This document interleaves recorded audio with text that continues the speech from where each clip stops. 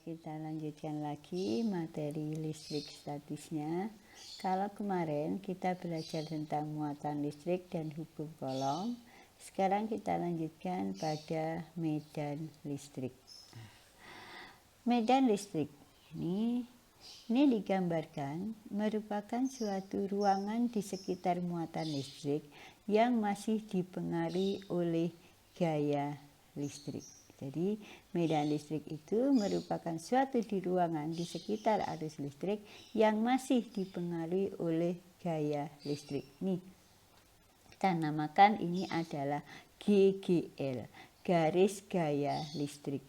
Di mana garis gaya listrik untuk muatan positif ini arahnya menjauhi, sedangkan untuk muatan negatif arahnya mendekati. Nah, untuk lebih detailnya kita lihat dulu gambarannya.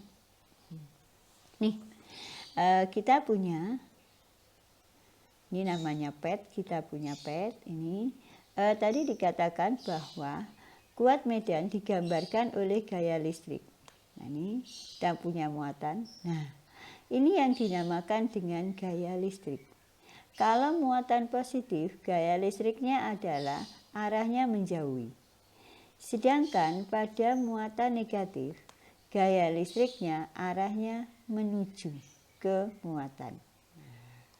Sekarang bagaimana dengan besarnya kuat medan listrik? Besar kuat medan listrik kita bisa ukur, ini ada alat ukurnya. Misalkan kita letakkan ada di sini, muatan positif punya kuat medan pada jarak ini agak jauh. Besarnya adalah 2,98. Semakin kita dekatkan, ternyata kamu tahu nilainya akan semakin besar. Artinya apa? Apabila jaraknya semakin kecil, kuat medannya semakin besar.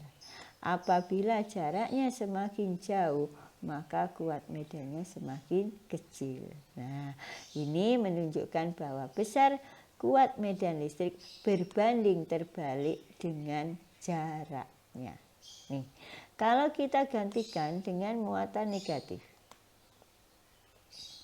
maka di sini kuat medan listriknya juga akan bernilai negatif. Kalau tadi positif sama, kalau kita jauhkan juga semakin kecil, kalau kita dekatkan semakin besar. Nah, ini bagaimana kalau ada dua muatan ini kita dekatkan? Muatan positif, ini kalau hukum Coulomb mengatakan kalau dia sejenis akan terjadi tolak menolak ini. Tolak menolak. Nah, dua muatan ini kita dekatkan, tolak menolak. Kemudian kita bisa mengukur berapa kuat medannya. Kita taruh tengah di sini 9, berapa. Kita dekatkan salah satunya, tambah besar. Kita dekatkan salah satunya, tambah besar. Nah, ini karena memang jarak tadi sangat mempengaruhi. Nah, apakah dia bisa 0? Bisa. Nah, ini kalau kita jauhkan terus nanti ini bisa. Apakah hanya 2 saja kalau misalkan dipengaruhi 3? Bagaimana? Bisa kita letakkan di sini. Nah, kan berbeda lagi. Kita letakkan yang ada di tengah, berbeda. Nah, ini artinya kuat medan itu bisa 1 muatan atau bisa lebih. Ingat, kuat medan listrik itu besaran vektor. Nah, kalau kita berikan muatan yang negatif, ini akan berbeda nilainya. Nah, karena memang dia besaran vektor. Kalau ini adalah kuat medan listrik di antara 2 muatan. Besarnya ini 0,28 volt. Nah, nih kita kembali ke sini.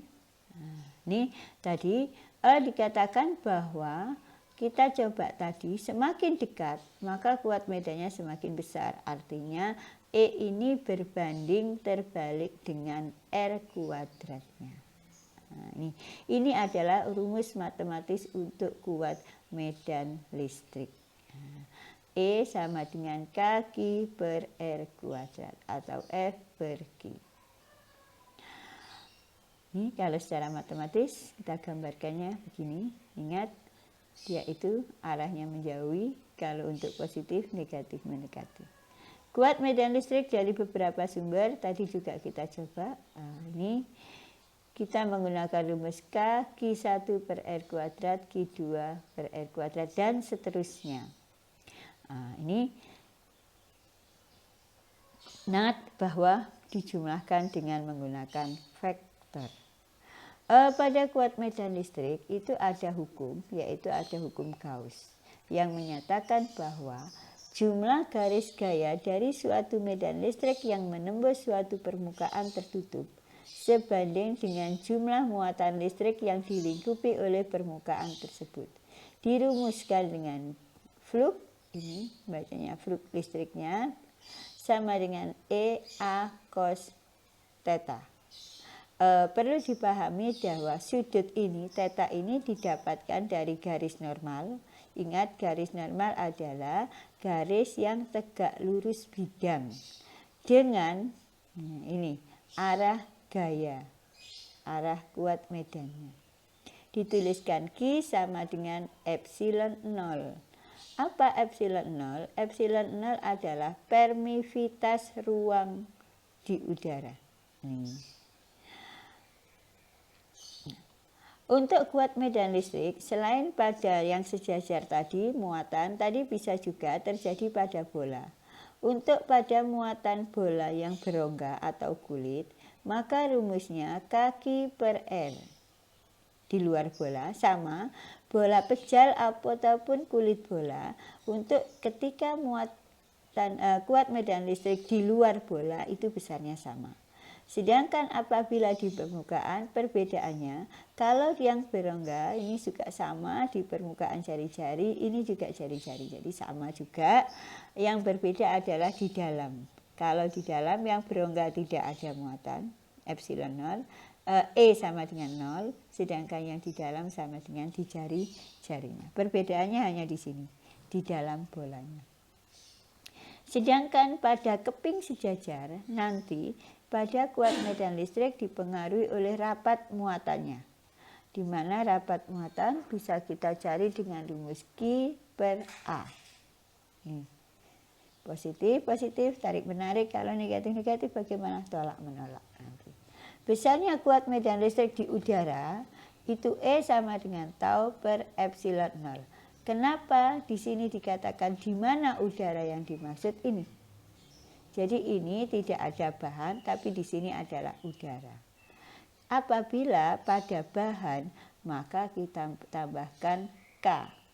E sama dengan tau per K epsilon 0. Di mana K itu adalah konstanta yang besarnya adalah 9 kali 10 pangkat 9 Newton meter kuadrat per kolom kuadrat, atau bisa dituliskan dengan 1/4 pi epsilon.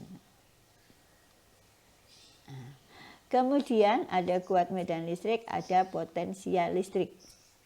Potensial listrik ini adalah titik bermuatan yang berada di dalam medan listrik. Maka akan mempunyai potensial listriknya F Q per R. Sedangkan pada beberapa titik bermuatan, berapa besar potensial, rumusnya dirumuskan dengan Fk ini